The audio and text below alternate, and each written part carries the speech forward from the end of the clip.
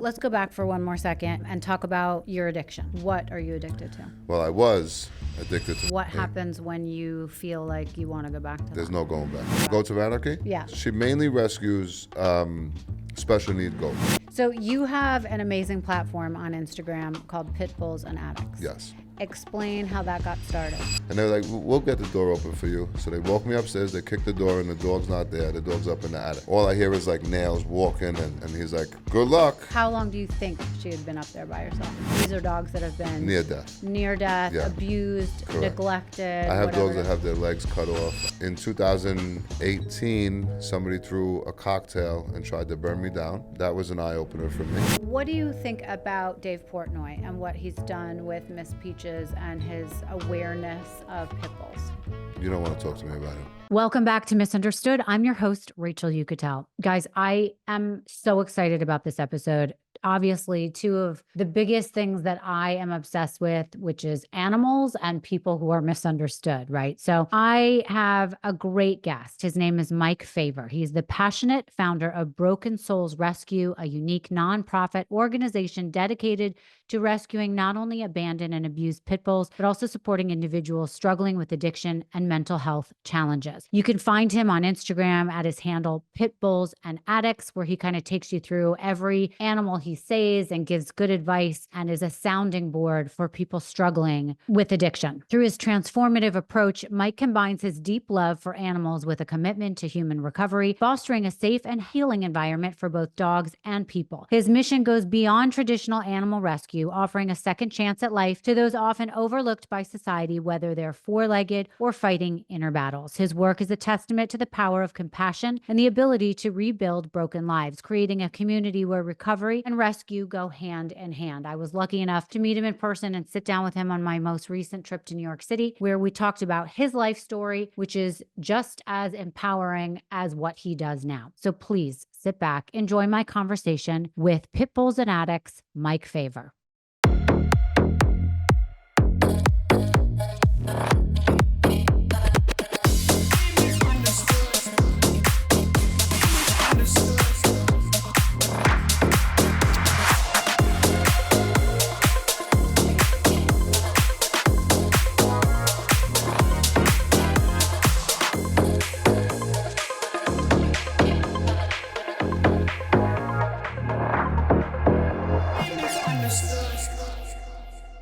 Mike, thank you so much for joining me here. Thank I'm you for having so me. happy to meet you finally. Pleasure, yes. I feel like I've been following you forever.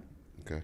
I had, first of all, I love dogs. Okay. So I like dogs more than I like people, Me too. which I feel like you do. Yes, Yeah. 100%. I started with Brussels Griffins. I have a Pomeranian, all dogs that I've spent money on. Okay. And then something happened in my life where I, by chance, rescued a dog. And it's Okay. a part pit bull, part Siberian Husky. Crazy dog. Misunderstood. That's a Misunderstood. misunderstood But mix I right went to animal control Okay. with my dog. I didn't start there. I started at the ASPCA. It was closed. It was a snow day. My daughter and myself and her friend Olivia, we end up saying, let's go volunteer for the day at animal control. Worst place in Manhattan. I mean, that place is You so don't like it? scary. No, I had nightmares just from being there. I was in tears the whole time to watch those dogs, how loud it is, how hot it is in there. The cages face a wall. They don't even see each other. All they're doing is barking. And my daughter and her friend came over crying, Mom, you have to get this dog. This is our dog. This is our dog. And I looked at the dog and I was just like, I can't leave it here. It's going to make me cry thinking about it. Yeah. I'm like, I can't leave this dog. But I didn't want to leave any of the dogs. Okay. So that was the first time that I had a real rescue that looks pit bull. I was like, how am I going to handle this dog? Best decision I ever made. I learned. So most misunderstood breed, Yeah. for sure. I love to hear, I hate to hear that, but I also love it. Yeah. The reason why I love it is because when I first started this mission in 2017, that's exactly what I wanted to change. I wanted to be the change for sheltered animals. Yeah. You know, dogs end up needing rescue because of being failed by humans. Right. I feel that the ACC is ran by failed humans that do not care about the animals. Yeah. They care more about a paycheck. They care more about holidays on the weekend, getting home at 5 o'clock. Right. And more importantly, they just don't care about the animals. The conditions that they live in, it's seen all over. It's not made up. It's not a joke and it's not a lie. but it's looked right past. Yeah. And I feel like the only people that could change that are the people that actually do the work. So that's why I wanted to separate myself from that shelter. Right. And that's how I started to create my safe haven. I call it a safe haven. People say shelter. You could call it whatever you want. You know, where there's a bunch of dogs living could be considered a shelter. Could be considered, you know, a jail cell. Like whatever you want to. Like, you know, I look at ACC and I think about jail. You know, and I also think that, you know, the prison system is also broken. I feel that if they did the same thing that I do for dogs, if they did it with the guys in prison, that we would have men coming out of prison as changed men, trying to make a difference in the world, because it's not a life for anybody. And we have a mutual friend, Zach Scow, who does something. And he does something similar. I've had him on the show, and I'm going to start working with him to try and take what he's implemented in California and bring it in all the states, because I think what he does for prisoners, what he does for animals that are on the euthanasia list is so phenomenal and life-changing. It's truly amazing to actually sit there. I've met with those men. Yeah. I met with 20-something of them 2 years ago. And just to hear their stories on how they didn't think that they had a chance in this world. And when everyone Zach has given up on them. And Zach had come in with a dog, and their entire life has changed to the point that they got early release, and now they leave prison with a purpose and also a skill. They leave that prison, that program, as dog trainers. Right. So being a dog trainer is very difficult. A lot of people just think it's basic training. Like, these guys come out, they know how to evaluate a dog. They know how to address a dog. Like, you know, a broken soul is a broken soul. So when you have a recovered man who actually comes across this dog who truly needs him, it makes that man feel like he's worth something. And it's not only prisoners. I'm an addict, and I didn't make it to prison, but it's the same. You know, I come from the same background. So, okay, you mentioned the word purpose, which I think is part of where your story began. But let's rewind for a minute about your childhood, about your trauma, your addiction, and how you found your purpose. Yeah, so I was, ironically, I was raised by a narcotics detective. Oh, wow. Yeah, but I was also raised by gangsters on Little Italy. I'm actually working there right now.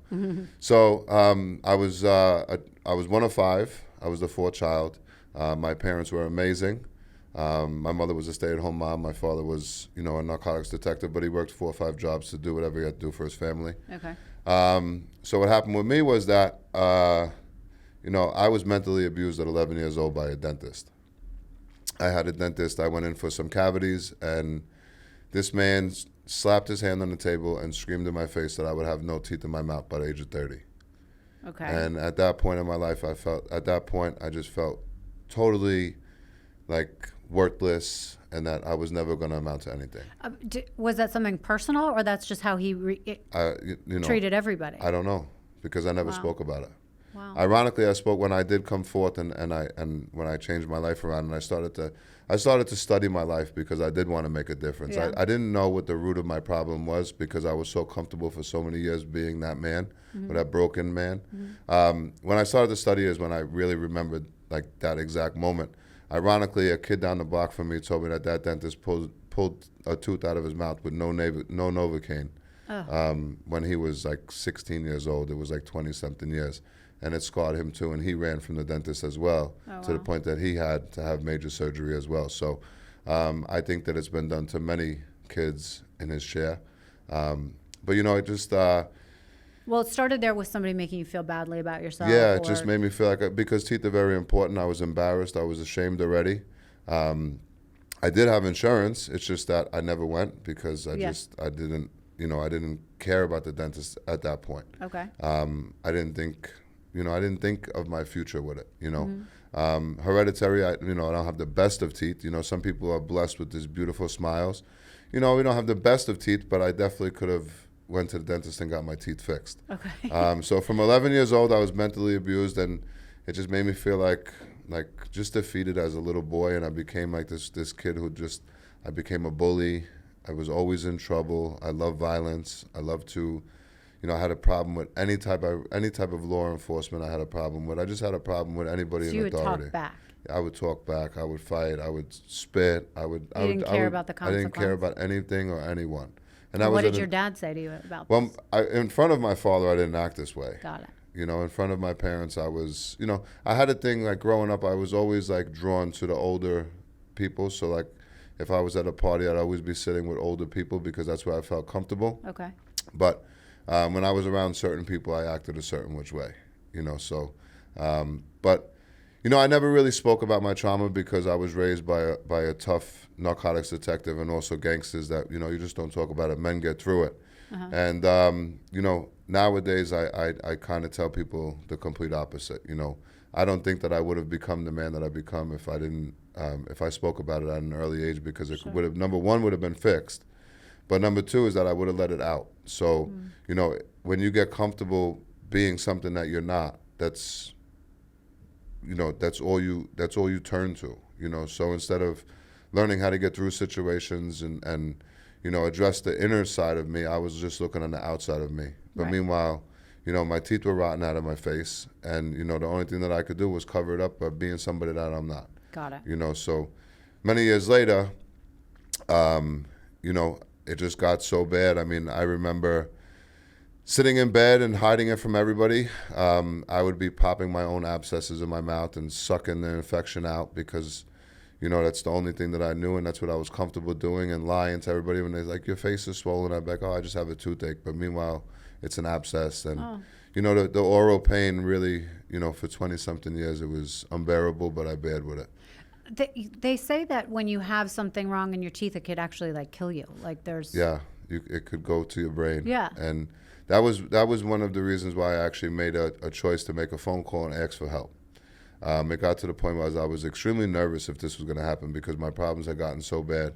I called a woman, Jamie, that I knew from 42nd Street, and she worked for a dentist. And I said, like, what type of dentist do you work for? You know, it's about this time that I addressed this problem. And she's like, what problems are you talking about?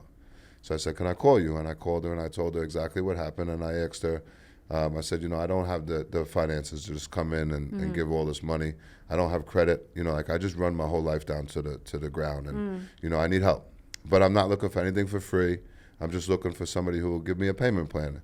So she said, just come in. Dr. Regan will definitely take care of you. So when I grabbed enough strength to go and face a dentist, I walked into the dentist. My palms were dripping sweat. Aww. I was nervous. I was crying. And I told him exactly my story.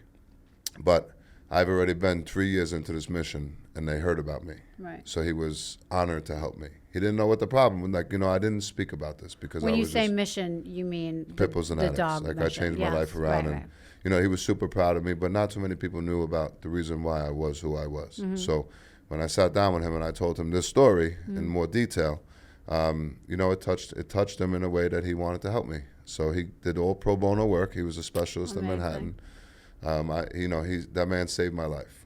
I could tell you that Dr. Reagan and Dr. Chen are the two reasons why I'm able to stand up and speak with people proudly and not be ashamed of who I am. Right. You know, like I notice now and I realize how important a smile is and how important it is just on an everyday. Forget about the smiles and looking good. You know, like I'm able to eat and not be in pain. Right. I'm not worried about my teeth falling out of my face. I'm not worried about anything anymore. Like that was the only thing that was holding me down. And the reason why it was holding me down is because it's the one thing that a human can't fix themselves. That's true. You know, mostly anything else you could fix. You could figure it out. Right. You know, like I mean, again, if it's a disease, if it's a cancer, obviously you need doctors. But in my mind, it was the one thing that was holding me back from becoming the man I am today. So when I did finally go and address it, he said, you know, that everybody in the office was fully on board to work with me and get me through this, and he meant it. And right. you know, the woman who did my first cleaning, like I was just so embarrassed, and she was just like, listen, we've dealt with this before. Like, you know, like I work with children. So anytime you're uncomfortable, raise your hand. I'll stop. I want to help you get through this. And at that point, I realized like I'm in a good place, you know, right. like, and it kind of made me feel at home.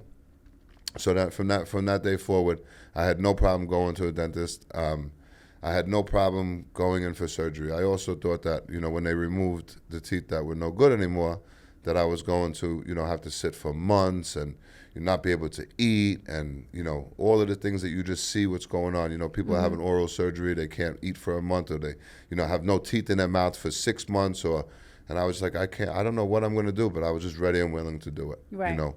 And Harrison Chen ripped out 17 teeth in one sitting.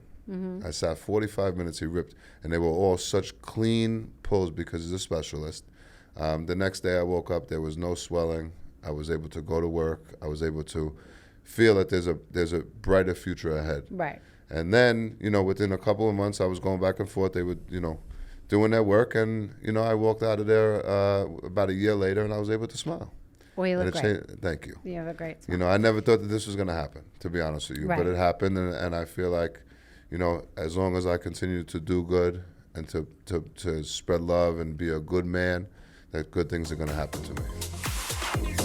This episode is brought to you by Holistic Goddess. Holistic Goddess has been such a trusted resource for me on my health journey. One product I really wanted to highlight is their Holistic Menopause Support by PhD Health. It's been a game changer for me during perimenopause, and here's why I love it. It eases discomfort. It really helps with hot flashes and mood swings.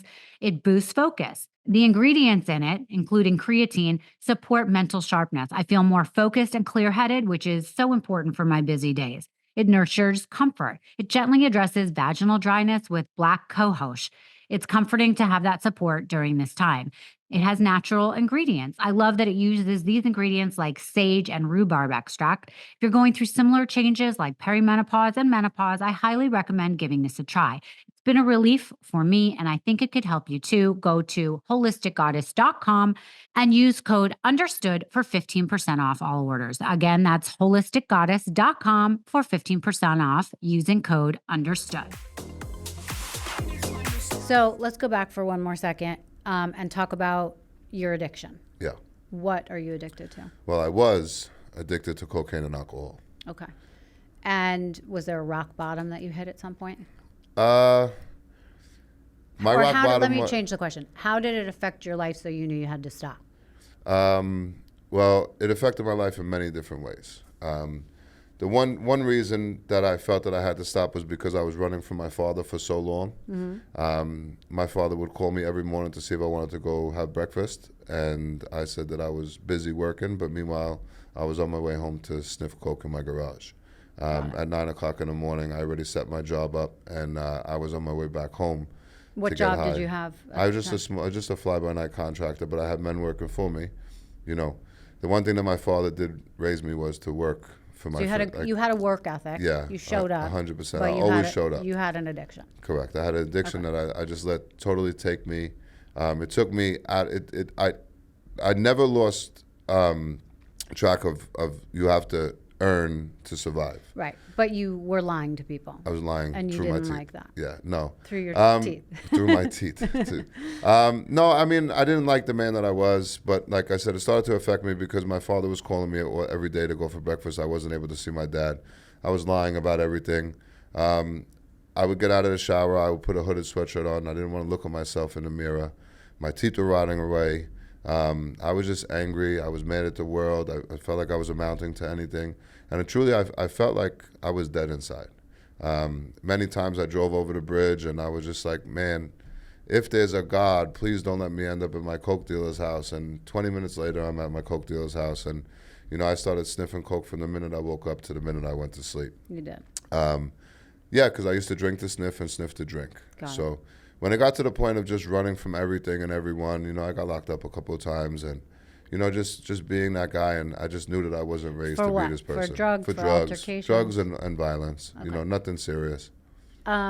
So what changed for you to find this new purpose? Well, I knew that I wasn't this person. Okay. My father raised me with morals and respect. I basically and just by the way, if he found out you were doing drugs, would he have flipped because of his history and what he did? It's not that he would have flipped. He would have been more disappointed because he raised us different. When we were growing up, I was literally my father's right-hand man.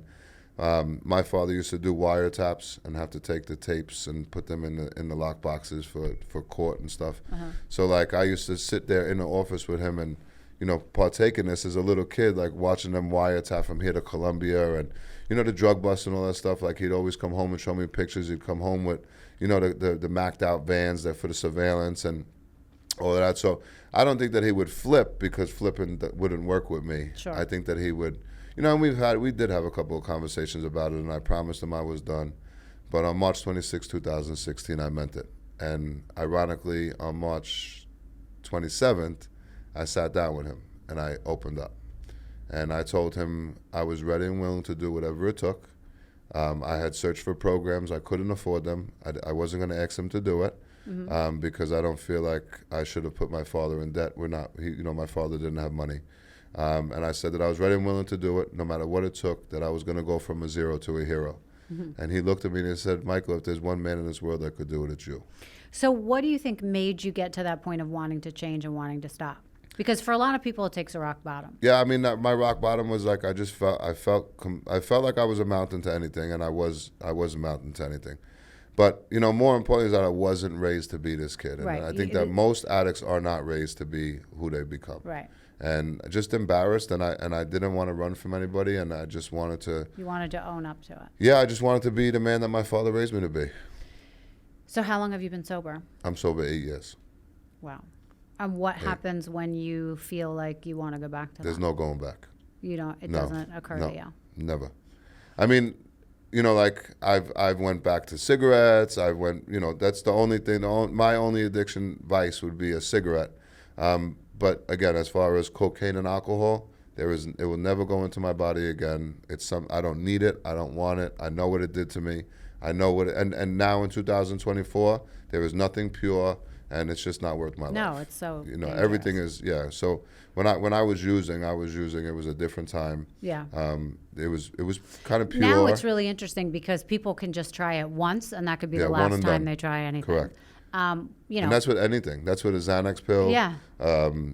Any type of pill form they're being crushed here right. in the States, and fentanyl is being thrown in. But it's not like when we were younger where people would use it recreationally Correct. and not think about it, just take it from the person on the street. I've literally sniffed coke with everybody. Doctors, lawyers, professors, detectives, FDNY. I've sniffed coke with everybody. It was just the most social thing to do. It's like everybody would look down upon the junkie on the corner that's all doped out and who has the lean going, and look at that junkie, but meanwhile they're doing bumps of cocaine. So drugs are drugs, and drug addiction is drug addiction. It just matters what you're addicted to. But society doesn't label cocaine and alcohol as real drugs. Yeah. It's a party drug, and alcohol is accepted by everyone and everything. So that's what made it easier for me. Everywhere I turned, somebody was partying with me. Right. They enabled it. It wasn't like, here's a needle you want to shoot, or here's a crack pipe you want to smoke. Right. Because when I was always raised that you have to show up. Yeah. No matter what's going on, you have to show up for your family. You got to show up for your friends. Shit hits the fan, you better be ready and willing to do whatever it takes. And I always said, from seeing the people in the clubs, I was always in a nightclub, and you would see people in K-holes and, just a mess, complete mess. Yeah. And I always told myself, I could never be like that. And no matter what happened for all my party years, whenever something happened and somebody called me, I showed up. And maybe I couldn't talk. Right. Maybe I couldn't keep my eyes open, but I was there. And did you have to weed out all of those people to make your life easier, or well, are you still it really friends wasn't. with a It lot really of those wasn't the addicts? people around me. I was going to places where I felt like I was comfortable. Considering the fact that I was running, with as a broken boy, and then when I, started drinking early, and then when I started to go into clubs and bars, I would go to clubs and bars where it was kind of accepted. Got it. Where it's dark, like a lot of bars, you go into a dark bar that has one bartender and a jukebox, and people are there for 10 hours, chances are everybody's doing blow. Right. You know what I'm saying? You could only drink so much before you just and that's where I found myself. But I found myself there all day and all night. Got it. Okay, so now talk to me about your love of animals. Where did that start? So my love of animals started. I remember as I really, really young. I forget how old I was exactly, but I rescued a cat out of a tailpipe of a car, a little cat, and pulled him out by his tail. And I called my grandma and I said, "Beppy, I just rescued this cat. He's like a little one." And she was a cat lady, and she was like, I was like, what do I name this cat? And she's like, well, Michael, you better name him Lucky, because he's lucky that you pulled him out before they started that car. So I always had a love for dogs. I remember a couple of times I came home with these dogs that were loose on the street that I found. They all got returned to their owners, but I never forget there was this one chocolate lab that I was obsessed with. He was just, he gave paw, he sat down, he laid down, he was so well behaved in the house. And my father was like, this is somebody's dog. Yeah. So I went around the whole neighborhood, and then I started to see missing posters. So I took them all down. So nobody knew whose dog it was. Yeah, so I was walking around with the dog, and then we had the dog for like 3 weeks. And then when we brought it back, we reunited it to the family, and it felt good doing that. Yeah, but what was that like, seeing how happy those people just were? like, they were happy, but the dog was even happier. Oh. So it made me feel good, like, thanks for letting me have your dog for 3 weeks. But that's interesting because, obviously it made you feel good and gave you a taste of what it's like to see how excited a dog is and how to treat a dog really well. Yeah. So, okay, so what made you want to start your foundation? So I was, like I said, I was lost and I was broken. Mm-hmm. I knew that when I changed my life that I had to make a complete change. So on March 26, 2016 was my first day of recovery. Okay. And I started to search, like, what's going to work for me. And I spoke to this guy, Austin, his name is Sober Evolution. He's the only one who answered me. And I said, hey, listen, man, I've been running for 13 years and I just need some advice. Like, what do I do? And he was like, listen, if you're not going to go to a program, he's like, you could do this on your own. He's like, it's going to be very difficult, but if you want it, you could do it. Mm-hmm. He's like, I recommend that you find some type of motivation that works for you. You need to listen to it. You need to process it. You need to think about your life. And I started to search motivational speeches because I never listened to it before. Sure. And I remember that there was like the first 3 of them. The first one was like this Poindexter white guy, and I was like, there's no way he's going to inspire me. And the second one was called Legacy. Mm-hmm. And it looked like a guy, like 50 Cent on the cover, this black shredded man. I was like, what is this? And it's a speech by William King Hollis. And that speech changed my life. Right there, it said, word for word, when you work for a purpose will work for you. So knowing that I had to find a purpose, I searched for one. Mm-hmm. I started to do some volunteer work, working at a shelter called Husky House, and I started to volunteer for a place called Goats of Anarchy. Okay. Right? So when I was up there, I was working with shelter dogs and then also sanctioned animals. So when I seen the difference in it, I started to feel at home, but I started to feel more home on a sanctuary than in a shelter. Explain the difference. Well, shelter is ran, the rooms are, when I look at a shelter, it's cages, it's bare, it's cold, and there's just a couple of people there. Most people don't want to be there. Mm-hmm. No matter what they say, it's a job for them, or they're volunteering because their wife's volunteering, or you just like they come for the first week and then they lose the love for it because they see it. It's not easy to work in a shelter system. It's heartbreaking. Right. You leave there, like you said, you rescued your first dog. After one day, you were crying. Yeah. Do you continue? And I still hate to think about the dogs that would you like to go work there for the rest of your life? Like, it would be miserable. No. So when I was in a sanctuary, it's just different people, but the animals are so much better taken care of, and it's done with love. Mm-hmm. Husky House is done with love, and everything about Husky House is a great shelter. It's not the ACC, but it's just still a shelter environment. You know what I'm saying? So when I started to get involved and I started to feel at home and I started to feel accepted, searching for a purpose, I wound up going to Husky House, and my ex asked me if we could foster a dog. Okay. They only gave the dog 6 months to live. Why? She was born with subaortic stenosis, which is like one valve is like basically completely closed, leaving her heart. So for her to push air through her heart, she has to work like thousands of beats per minute to push it through. A heart. It was a pinhole. Okay. So I was like, I'm not ready for it. Like, if we lose this dog, I'm going to lose my sobriety. And she's like, okay. Then when I met her, it was completely different. I had gone in the back to use the bathroom, and I remember on the right-hand side, I just seen all these little German Shepherd puppies trying to jump over the cage, and here came this little waddling one, and she was like shaking, and I was like, is that the little one? And they were like, yeah. I was like, I'll give her the best 4 months possible. She was 2 months old. So you knew that to take her meant you were just taking her until she died? Correct. Okay. And I remember, man, Did you name her, or she hadn't? My ex named her, Honey. Okay. That dog completely changed my life. Why? I used to live for drinking and drugging, and I felt okay. Even though I hated the man I was, I still felt okay. Mm-hmm. But when I took all of that out of my life, I felt lost, but I was searching, right? So when I brought that dog home, now I had a new reason to come home, a newfound love. That dog accepted me for who I am. That dog was super happy. Dog gave me a purpose, and that's exactly what I needed. She kept me filled with joy and love, and just being accepted and not judged by an animal, because they're never going to judge you for who you are. I felt like life was possible for me, and I felt at home. And all I wanted to do was go to work and come home. So then I realized, like, working at the sanctuary, that, you know, this may be a life for me. I really felt at home. I remember looking in like a horse's eyes, and like I just seen myself in like just like through his eyes, and I was like, this is where I need to be. So I got a little more involved with the rescue. I started to do my independent rescues with no name, and, you know, just rescuing dogs and trying to help. What was the mission there? To take the animals off the street, find them some safety, and then get them adopted? At this place you're talking about? Goats of Anarchy? Yeah. Goats of Anarchy, she mainly rescues special need goats.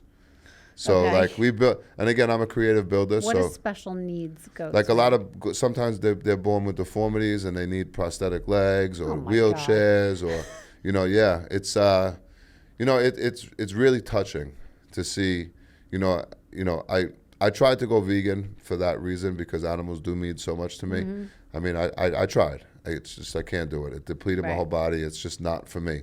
But just to see like a farm animal, you know, they're all beings, like, you know, like they all have a heart and a soul. Yeah. And to see the special need ones really start to be loved and cared for really made me feel like accepted, like as if I was a goat, I would want to live here. Right. You know, like this is, they're running around with wheelchairs and prosthetic legs, and the operation was beautiful. The people around it was beautiful. You know, she likes mainly special need goats, but she has done like huge rescues with like some sanctuaries that don't take care of their animals, whether it's dogs, cats, horses, llamas. She's expanded to everything now. Wow. Where is that based? It's in New Jersey. New Jersey. Okay. So she has some land, I take Yeah, it. she got some land. But I built some creative stuff for her. Okay. So when I first built her first one, I built. I remember building an octogoat, I called it, where it was a trampoline, because goats like to bounce on trampolines, but I built like a stadium around it so that the goats could sit up on like bleachers and watch the goats in the ring, and then like it was crazy. But that's where I felt at home. Right. You know, like I was still battling doing something myself. nice for I was these still animals. my pain was crazy, mentally, physically, orally. You know, like now I'm sober, like I'm not resorting to drugs anymore. The pain's getting worse. You know, the embarrassment is getting worse. And when I would show up there, it was nothing but love. Yeah. You know, they didn't judge me. I told her what I was battling with when I first got up there, and she said, well, if there's one place that you need to be is right here. Right. She's like, I will never make you feel uncomfortable. And to this day, you know, she's like a big sister of mine. So you have an amazing platform on Instagram called Pitbulls And Addicts. Yes. Explain how that got started. So, well, I told my father I was going to go from a zero to a hero, day one of sobriety, and I was searching for a purpose. I found the purpose through a rescue dog. I rescued a couple of like independent little rescues. Like, you know, one time I walked into a backyard breeder. It was completely disgusting. It was full of trash. The dogs were coming out of everywhere, and I wound up taking all of the dogs from him, right? All the puppies. And that day, He didn't mind? he had no choice. Okay. I was taking it. Yeah. Right? You're a big dude. You Well, could be scary, you know, I'm sure. Listen, I'm a good guy. But if I have to, you know, I was there for those dogs. Yeah. After seeing the conditions, I wasn't talking about it. I took those dogs right from him, and then I brought them back to my job site. I put them in the bathroom, and by the end of the day, I had homed all of the puppies. Aw. And it really made me feel like a better man, Right. you know? So I went home and I told my ex, let's start a rescue. Like, What we're did she working say? with, she's like, let's go. She was all about it. So my first rescue was No More Pain Rescue. My ex still has it, but we started to rescue, you know, enforce the base and trying to home dogs and just trying to do our part. We rescued, I rescued a dog named Aria. She's the one who started Freedom Home, Pitbulls and Addicts. Okay. What happened was a real estate agent called me up and said, hey, there's a pit bull locked in an attic on a house that we're going to be selling. If the dog is not removed today, she's going to go to the ACC. I said, how big is she? He's like, no, she's tiny. She's skinny. And I was like, all right, I'll come. And it was an owner that had just left it there? Or what? Yeah, so supposedly the guy that was in the house was renting the house. He had done something to the child, and he was locked up. When he was locked up, the mother just took the child and left. Like that, the lights were on. There was food on the stove when I went in there. It was like literally took her child and walked out and never came back. Right. So when I pulled up there, we had no experience rescuing. I thought I was going to get a little pit bull. And did you know, by the way, how long the dog had been left alone? No, I had no information. Okay. So I just, at that time, I'm like, yeah, I could go get this dog. It's not a big deal. We had a foster set up to take the dog. We would just have to take the dog from the Bronx to upstate. When I pulled up to the house, first of all, I thought it was a setup. They gave me the wrong address, and then because it was road and avenue or road and street, I forget what it was, but I went to the wrong address. It was a strip club on a dark block, and I'm like, here we go. We're gonna get stuck up or something. So I called the guy. I was like, where are you? He's like, I'm here waiting for you. So I was like, I'm on 138th Road. He's like, no, it's 138th Street. I said, okay. So I went there. When I got there, the upstairs was empty, but downstairs was a very dark party and very colorful. Okay. So it was the red color. So a white guy showing up, with a little white girl. I showed my ex how to open up a knife, and she had a baseball bat in her hand. Okay, so she's standing outside of my truck. She's holding a baseball bat and a knife. And I knock on the door, and they thought that I was the police. Oh, wow. So right away, everybody's like, yelling and screaming. And I was like, I'm here for the dog. And then one of the guys was like, what? And I was like, there's a dog here. He's like, that's upstairs. Go upstairs.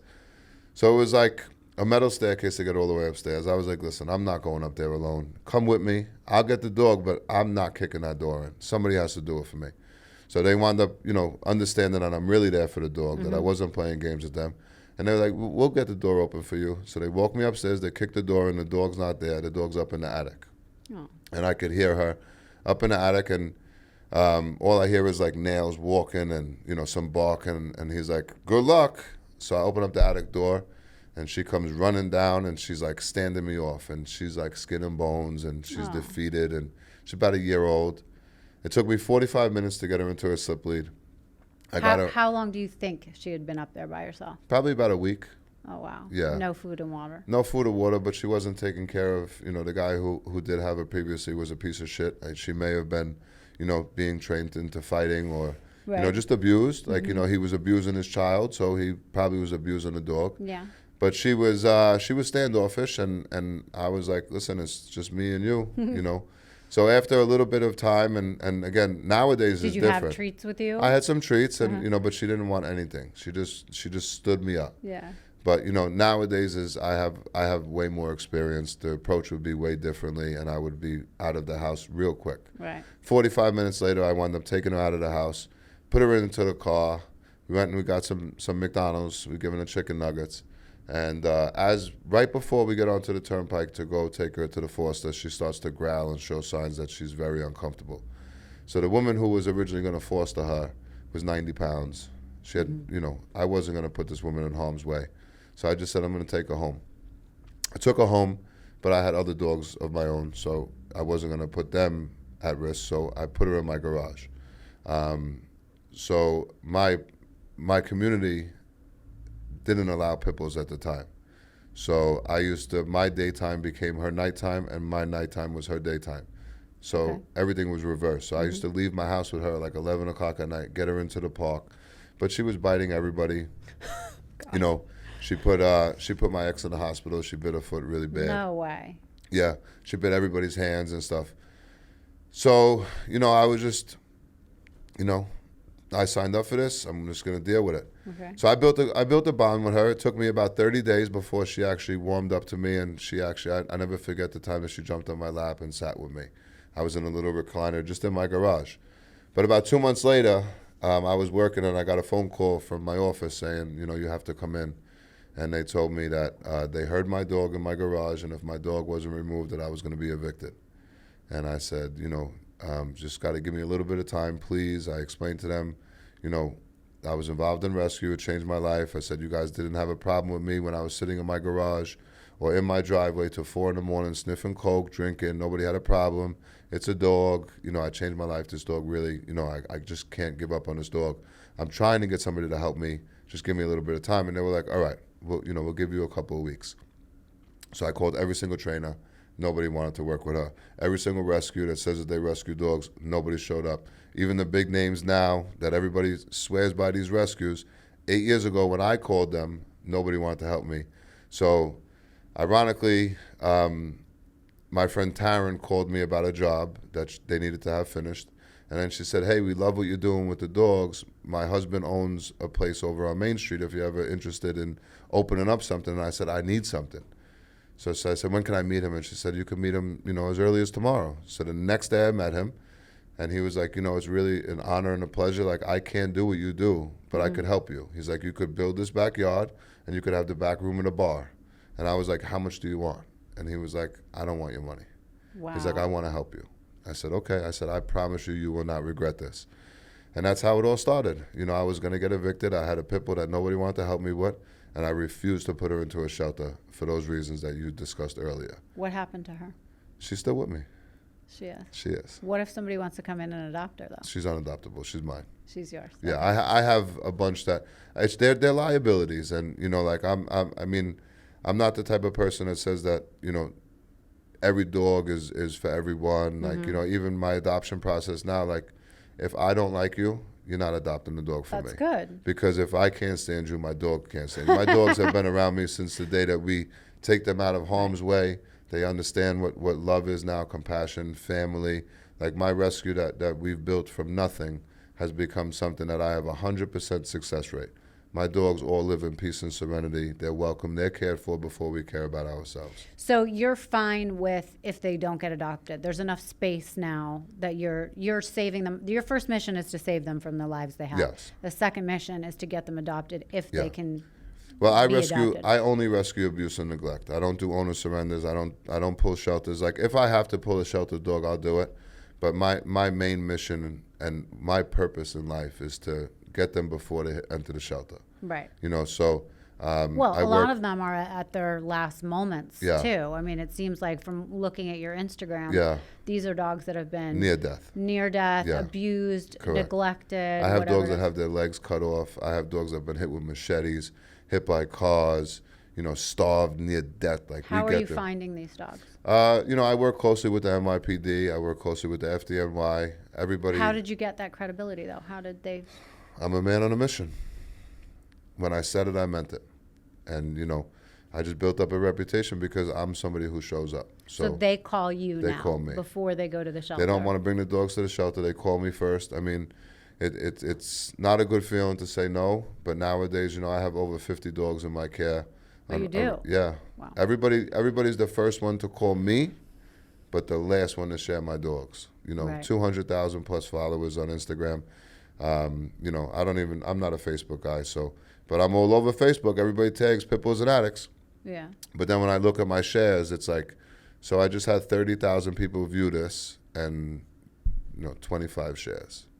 Got it. Okay, so let's talk about the logistics. It's called Freedom House? So their home is called Freedom Home. Freedom Home. Okay. Freedom Home. And that is the location you're talking about that Correct. this guy gave you? Yes. What does it look like? How did you build it? So when I first started, I took the back room of a bar, and I just had the mindset of like, let me just build something comfortable. So I built their old liquor room. I transformed into 4 bedrooms. Okay. So I put dividing walls with tile, and then I put cages in the front. And you're a handy guy. I'm a handy guy. So you did this on your own. Yeah. In the beginning, it was everything was me. It was like I would work my jobs, and then at nighttime I would go there. And the dogs you had that you were rescuing or looking for homes for or whatever, you immediately put in there? Yeah, well, Aria came with me, and then the right after Aria, I got a girl, this Jersey girl. So I had 2 dogs in there. And meanwhile, how many were at home? Did you still have Honey? Yeah, I had, well, Honey was with me just into 2 years ago. So Honey And- gave me almost 7 years. Yeah. So I just want to go back to that for 1 second. They gave her 6 months. You 6 had months, she her gave me for almost 7 years. 7 years. Yeah, she became just a major impact in my mission. Like, she's the one who made me feel the way that I feel today. All of these other dogs are great. Like I have such a loving desire of like just being that man for all of the dogs. But Honey's the reason that I felt that I was this person. So Did she die of the thing? yeah, that was... her heart exploded. Exactly what they told me was going to happen happened. She grew so rapidly that she was able to open up some passageways, but I knew she wasn't going to have a normal life. Yeah. I also didn't think it was going to happen on the day that it happened. She came in from a play group. I gave her a bone. She went and laid down and literally went to sleep. So at least it was peaceful. Yeah, I mean, that's all I really wanted. Like as a changed man, I know that we're not going to be here forever, and I just want all of my dogs to be at peace until their last breath, and their last breath I want to be peaceful. Yeah. So I rescue all of these abuse and neglect, and some of them just don't make it. They can't beat the fight. I don't ever question any type of medical, anything that's needed for them. It's 100%. Let's go. Yeah. Like I spend a lot of money on medical, no questions asked. I have medical partners. I built such a really good reputation and a relationship with some of these vets want to do pro bono? I only work with one vet, Bay Street Animal Hospital. Okay. Yeah. When I first went on my own, after me and my ex had split up, and I had one of these little pugs that I rescued. A doctor said to me, like, this dog is not going to make it. Like, why don't you just use this money for another dog? And that was the biggest turnoff. No. And I said, because I don't want to. I promise this dog will fight, and we're going to fight. Right. That dog got 7 months, but that's when I realized, like, hey, listen, I'm not jumping from vet to vet. Yeah. So I built a really good, self-built relationship with Bay Street Animal Hospital, and they do 98% of my work. If I have an emergency, do they give you a discount on yeah, they stuff? give me a discount. I mean, Okay. listen, they're not cheap. Right. I'm 100% discounted, but I pay for everything. Yeah. This is real care. I won't use a But they're clinic. also in an emergency situation. Yeah. They're listening to you, taking the dog in. Correct. They've immediately. never asked me for a down payment. They've never said no. As they ask me, like, do you want to do this? Yes. Do you want to do this? Yes. The answer is yes, to the point that they don't even ask me anymore. They know it's called the Big Mike service. Right. And in the beginning of rescue, they tried to explain to me what other rescue groups do. Not every rescue group gets them fully vaccinated from any type of vaccine that can go in. I want them to have it. Right. Like spay or neuter. There's clinics out here that do pit bulls for free. I've heard horrible stories of, dogs being sewn back up with instruments in them, just chop jobs. And I'm like, that's just not for me. So they do discount my service, but I also do pay for a service. But it's a service that I could count on, and that if I was a rescued dog, that I would want to be, worked on by those doctors and the staff at Bay Street. So I have seen a tour on your Instagram. Yes. Of Freedom Home. Freedom Home, did I get that right? Freedom House? Home, yeah. Yeah, okay. It's amazing. Yeah. So is that just little by little you kept adding to it? I mean, yeah, I had no choice because, when I first started rescuing, I thought that it would be you rescue them and then somebody wants to adopt. But then I found myself that people weren't adopting. So how often are you getting a dog, and how often are they getting in and out? What's the rate? The in ratio, like I've turned down 16 dogs in 5 days right now. Right now, my intake is closed. If there's a dog that's starving and skin and bones, and that's what I rescue, I will do what I have to do. Yeah. But the adoption rates aren't high. Everybody, Especially for pit bulls. Correct. But it's not only pit bulls. I have a dog, Summer, with me for 5 years. She's a Dutch Shepherd mix. Like, she's getting gray. And it's sad to me because I don't rescue them to grow old with me. I rescue them to give them an opportunity to live a second life that they always imagined. I always think about how I felt as a broken boy, and I know that that's how they felt when they were, living in those kind of situations. And I know where I am today, and I just hope that one day that they would land that, Yeah. But, I kind of came to terms of understanding that that's not really how it is. A lot of people for social media Everybody wants that dog when you first rescue them. Yeah. And one of my rules is that I will not adopt a dog out unless the dog is rehabilitated and medically approved to go home by my doctors. Right. When that time comes, the people have now forgotten about that dog. Sure, of course. So, I just kept on expanding. When I first started this mission, like I said, it's in the back of a bar. I was an alcoholic, fresh in recovery. I used to walk through the bar to build this mission. During the pandemic, the bar closed down. So I took over the bar. Oh. So then I built out the bar. I took over a storefront. I'm building that. And I built the yard. I built the yard 3 times. The first time I built it, I remember sitting in the yard on June 6, 2017 and explaining this vision of creating a safe haven that if I was a rescue dog, how would I want to live? Mm-hmm. And my father was beyond proud of me. It was an empty lot overrun with garbage and just all weeds, and there was trees everywhere. And I just had this vision, and I told my father, I'm ready and willing to do this. And I meant it. I built it. And it was all self-funded. So what I did was I took $5,000, my last $5,000, and I called my lumber yard and I asked them to give me all of their scraps and all of their garbage that they mm-hmm. couldn't sell. And they did it. They gave me $5,000 worth of garbage. They dropped it off in the back of the lot, and I started to build. And then throughout the years, I realized that my build wasn't going to meet the needs of all of the dogs, because if I have dogs out in cages and there's dogs in the yard, they're all going to be barking, and then the neighbors are going to start complaining. In 2018, somebody threw a cocktail and tried to burn me down. That was an eye-opener for me. What do you mean?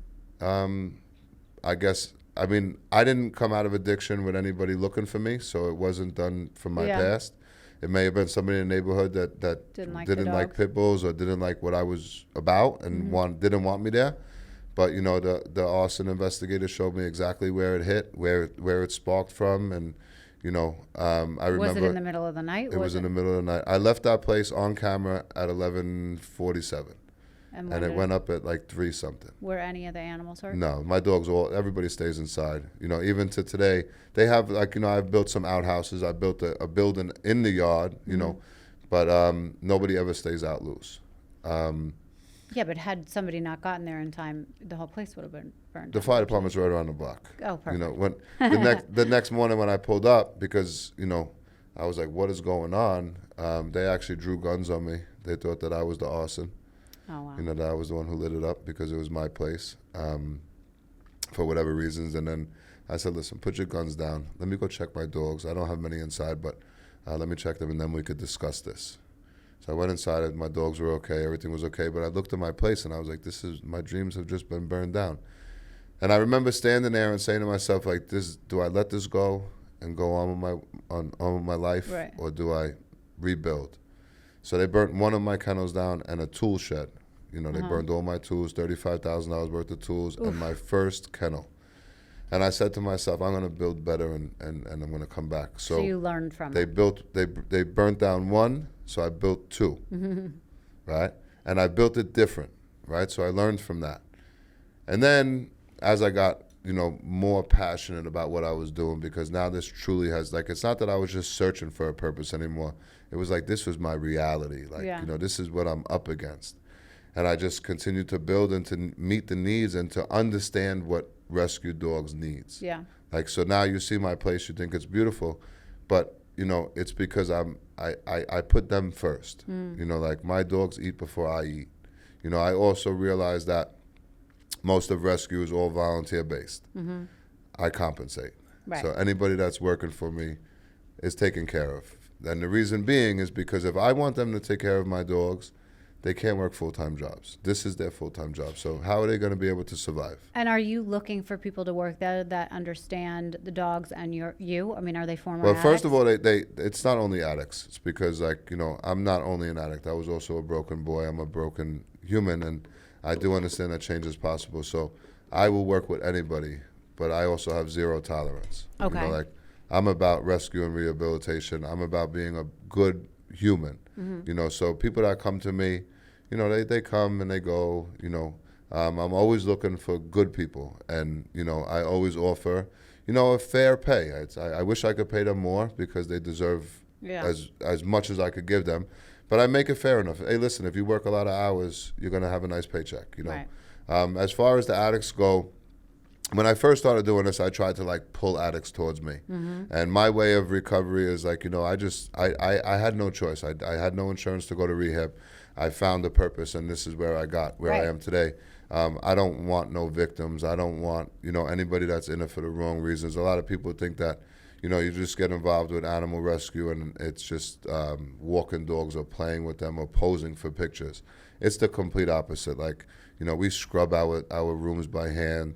Our dogs live a life that, like, if I had a child, that I would provide for my child. And I was raised by amazing parents, so it's just, instead of me having children, because I don't have no children, this is the care that we take care of our animals.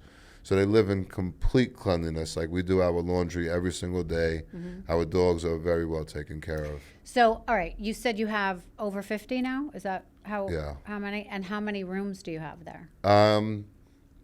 Bedrooms, I have like, in my outside run, I have 5 condos. I have 3 outhouses. I have a trailer that I built into a dog room.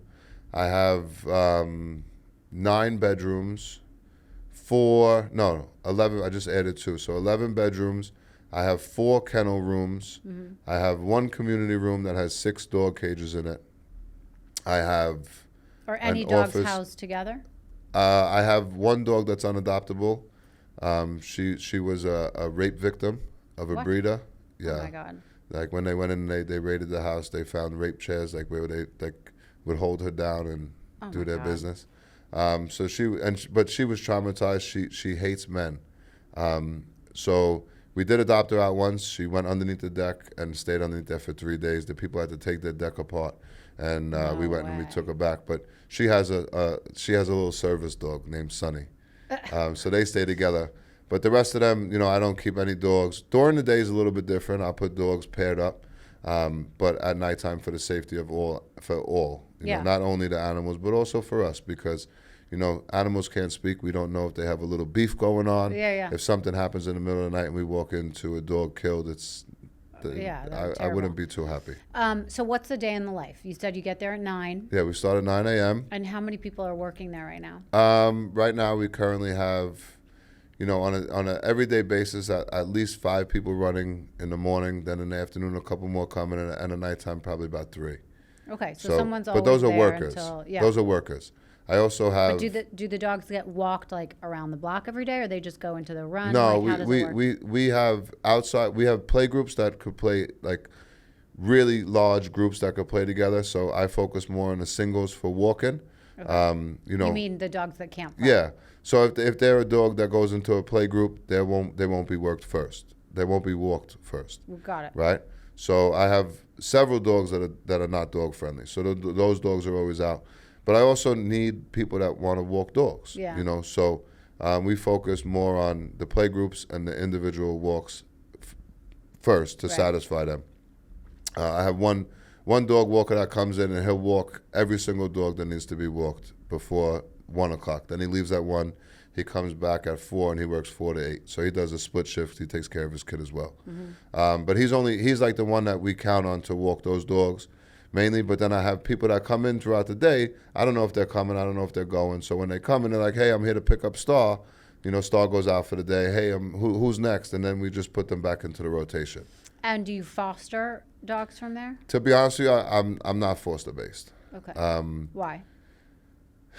Because you don't believe in people? Or? I don't trust just anybody. But when I started this mission, I didn't know much about rescue. Like, I was a drug addict my whole life. I was a contractor. I didn't start a rescue because I was working with rescue. So I just thought that I rescue them and I'll take care of them and find them homes. And the more and more that I learned rescue and people, I don't really trust many people, especially like the people that say, like, I want this dog. And it's like, okay, but I don't know anything about this dog. Yeah. That's fine. We'll work it out. And then the second that the dog growls or the dog snips at somebody or, runs out of the house, right away it's like, we're dropping this dog back off. And it's like, I don't have time for that. So I'll take all the problems. We'll figure it out. We'll learn the dog, and we will hopefully place the dog with the right family, and they don't have to worry about this. How often are people coming in to look at the dogs to potentially adopt them?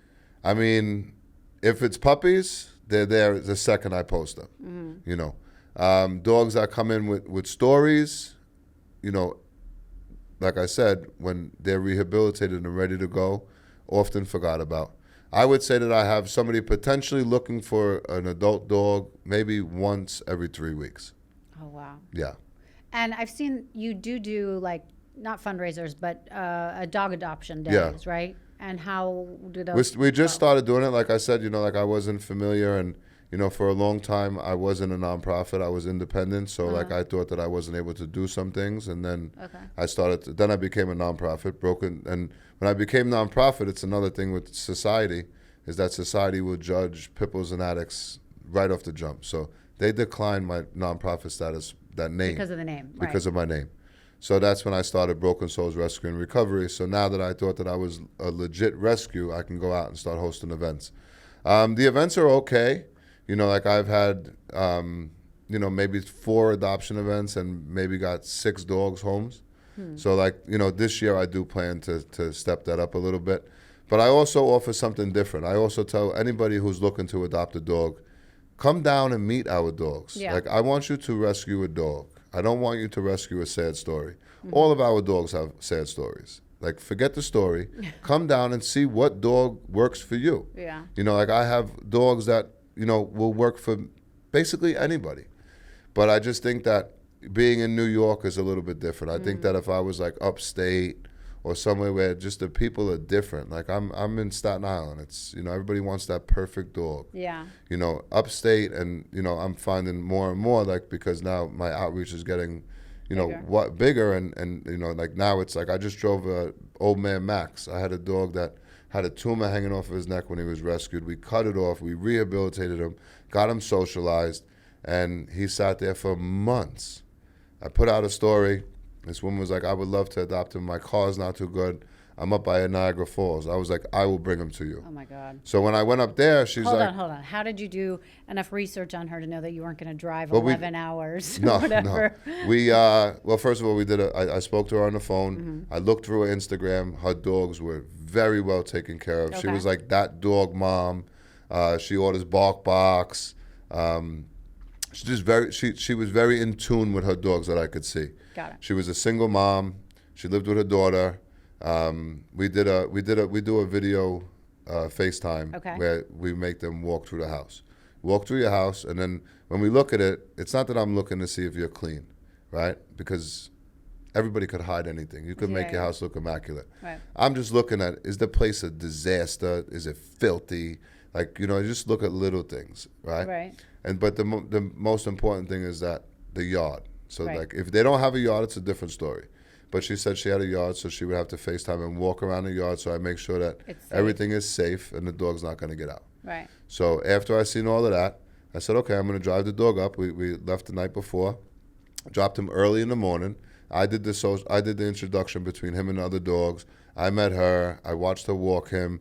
And when it was time to go, I said, listen, I'm going to go to Niagara Falls for a couple hours. I'm going to spend the rest of the day here.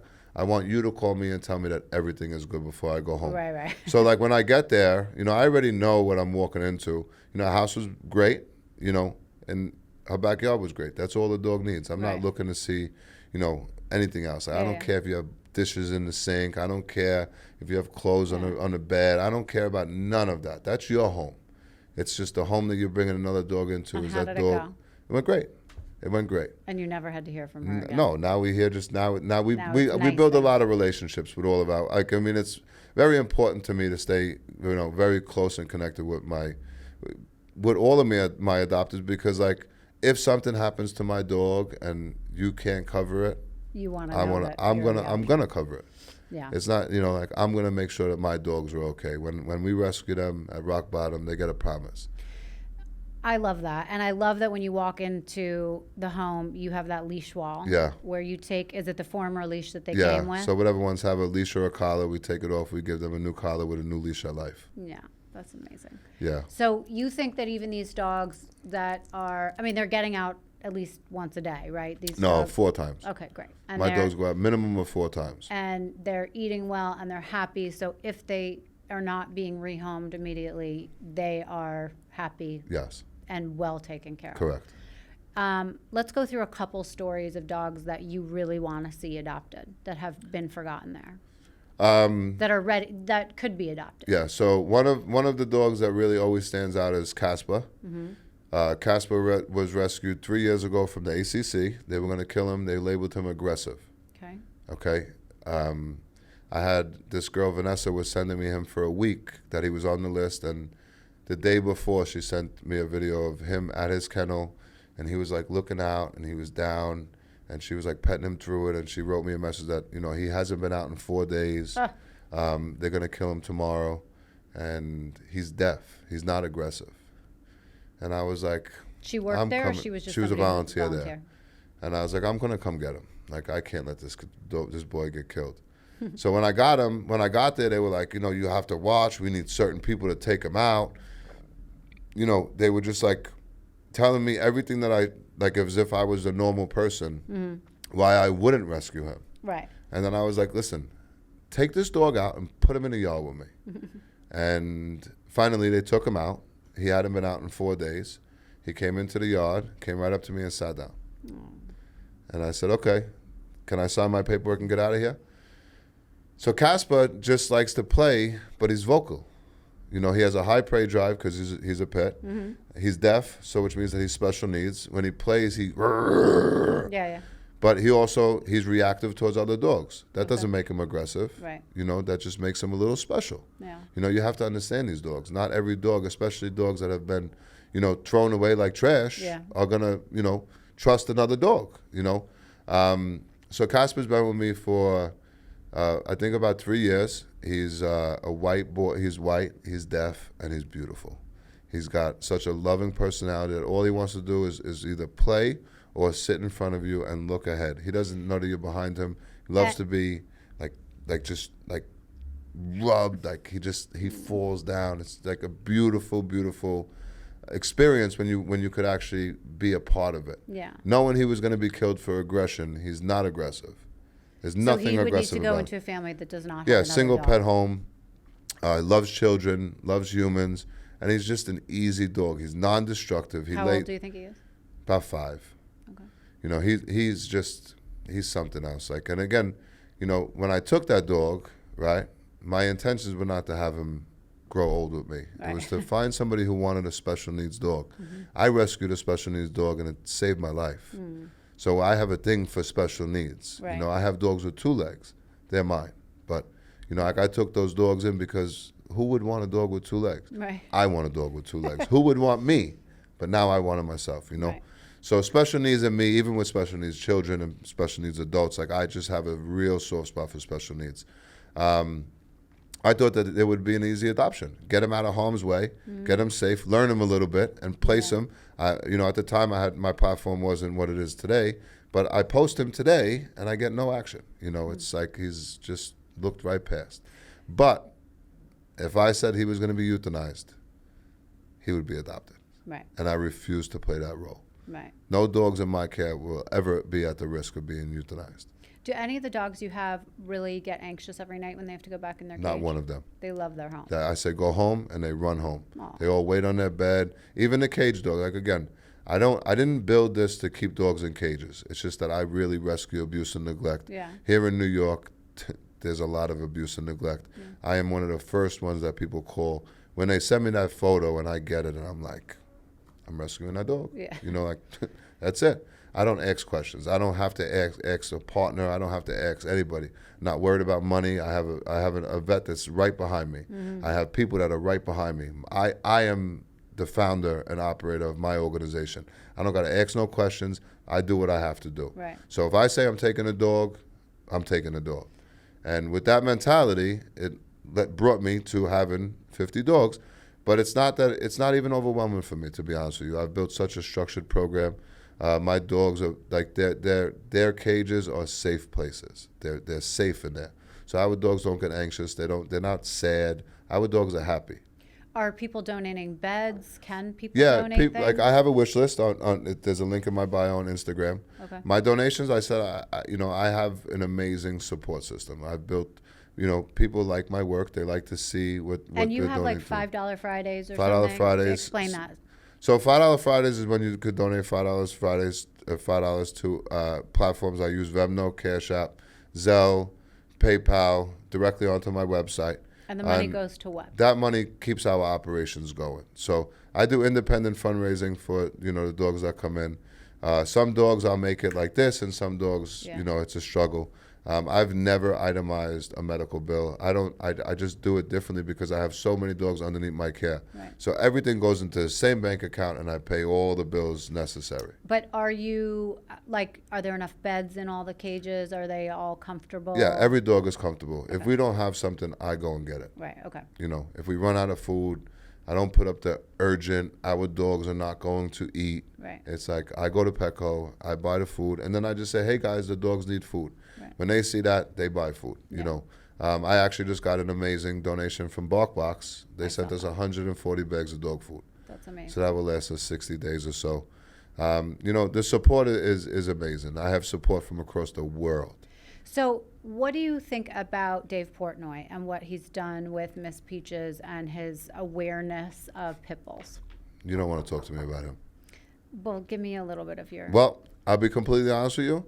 I reached out to Barstool Sports when I first started, and they read all my messages. I've never got a response, number one. Number two. To Dave I directly didn't, or just to Barstool?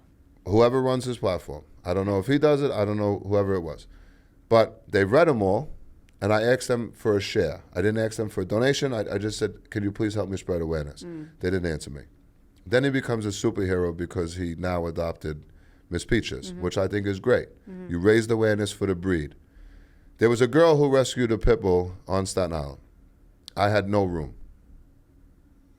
She contacted me telling me that she's going to bring this dog home, that Dave was going to help her find the dog a home.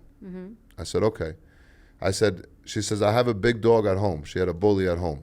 I said, are you comfortable introducing them? Do you know what you're doing? She said, no. I said, okay, listen, it's late at night. I'm with 2 of my female volunteers. We're going to come and I'm going to help you introduce the dogs. I don't know anything about this dog you're bringing home. I don't know anything about your dog, but I could tell you if it's going to work. I brought food, toys, a Kong, peanut butter, a bed, everything to set that rescued dog up for her, right, because somebody said that they were going to help. Okay. When I got there, she had a 100-and-something pound bully that wanted nothing to do with this other dog. Oh, this other dog also wanted nothing to do with him. So I was like, you're a female. She was a single mother. She had a son in the house, or a child in the house. I don't know if it's a son or a daughter, maybe both. I was like, I'm not going to put you in harm's way. Dave had said that he's going to help this dog. I could hold the dog while he uses his platform. You'll definitely get this dog adopted. He didn't share the dog. He shared the dog one time. Okay. And who has the dog now? Actually, Hank passed away. Oh. Yeah. For an unknown reason. He got sick. He was in the hospital for a couple weeks. We transferred him over to UPenn, and test after we did every single test, and there's no answer. His body just shut down. So. Okay. So if you ask me about that, I mean, again, I think it's amazing what he does and where he puts his money. I don't personally know what he does. I don't, Well, I know he doesn't sponsors answer. Different shelters and rescues, and hopefully one day he will. Hundreds and shine hundreds some of light on people have tagged him in many, many of my rescues, and he has no interest. And with that being said, well, we don't know if it's no interest or just he's overwhelmed. he knows who I am. Okay. He knows. The girl was in touch with him and told him that Mike from Pitbulls And Addicts is going to take this dog. He shared the first post and then never heard from him again. Hopefully he will listen, do that. I didn't get where I am today because of other people. Right. And I love and that definitely people. You don't need you don't need Dave Portnoy for that. Well, I mean, again, it would be it would be a blessing to have people that really want to help. Like, I really do this. Yeah. But again, I'm also not going to, call people and beg people. Yeah, of course. You're on your own mission that's all. I tried. I tried in the beginning. I tried to reach out to everybody. I also tried to help everybody. But I got myself where I am today because of the work that I do and what I stand for. Right. So It's commendable, everything you do. I mean, it's amazing that you have gone from one extreme to the other, and you are someone that people can look at and say you give people second chances and dogs second chances that have been forgotten people don't believe in the dogs or the humans. I think it's a great thing. How can people help right now? How can people find you? Explain. You can find me on Instagram as Pitbulls and Addicts. I cross-post onto Facebook, but I'm not active on Facebook. Okay. My website is pitbullsandaddicts.org. If you need to get in touch with me, you could write me an email. I have somebody who monitors that all day and all night. It comes right to me. And if you want to get involved, we're in Staten Island, New York. We invite anybody down to come see our facility, to see what we do, to show you what I consider real rescue. You know, I really rescue these dogs, and these dogs are really well taken care of. I just want to be a change in what's known as the shelter system, but also in the change of an addict, you know. And if anyone is listening that needs to find a purpose, that is lost, I think it's a great idea for them to reach out to you and volunteer. Forget the pay, because that's kind of secondary, but like reach out to you to find their purpose and come volunteer with you for free. Listen, it's not for everybody, but what I could tell you is that when you come there with the right intentions and the right mindset, that you're there to find a purpose and to change something in your life. Like, you know, what I've learned is that everybody that comes to me, somebody's battling something. You never know what the next person is battling. Like 3 years ago, I almost took my life. People didn't know that I was suicidal. I was on my couch ready to take my life. It's not only drug addiction. We live in a world right now that there's a lot of mental health. Like, you know, everybody's dealing with something. People don't know where to turn to. So if you want some place to turn to, just, you know, I ask people to leave that victim mentality at the door. Come in ready and willing to do whatever it takes for yourself. And you could definitely find yourself with a rescued animal. Those rescued animals, there's nothing like the love of a rescued animal. And I will just say, when people are in that moment, I would imagine that if you just say to yourself, let me just get through to tomorrow, because that dog needs you. Correct. And it won't have anyone else. One of the rules that I live by is that as long as I make it home every single night sober, I could take care of it tomorrow. Yeah, I love that. Mike, thank you for joining me. Thank you for having me.